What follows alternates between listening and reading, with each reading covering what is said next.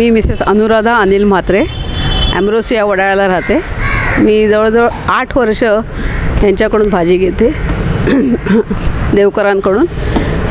सुरुवातीला इकडे येऊन घ्यायला लागत होते, लागायची लाईन लावून, पण आता ते गुरुवारी घरपोच देतात. ती आमची खूप मोठी सुविधा झाली आणि भाजी खूप चांगली असते.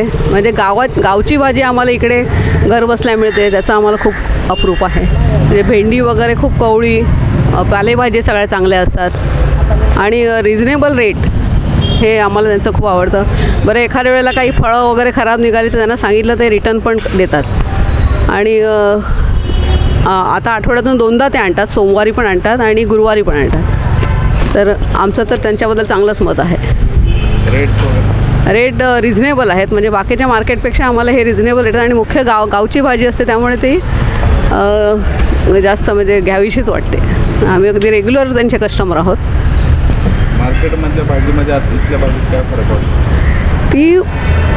ही गावची भाजी तर वेगळीच, टेस्टच वेगळी असते. त्यामुळे असं आम्हाला वाटतं त्या मातीचा, त्या पाण्याचा वेगळा त्याच्यात गंध असतो.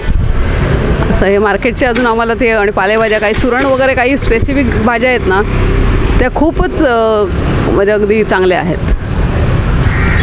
बाकी फळं घेतो, पालेभाज्या मेन, फळं असतात, पिठं असतात, त्यांची पिठं पण चांगली असतात. आणि बाकी कांदे बटाटी वगैरे सगळे रिझनेबल रेटमध्ये आहे. त्यामुळे ते आम्हाला डायरेक्ट फार्म टू होम, त्यामुळे ही सर्विस आम्हाला खूप भावते.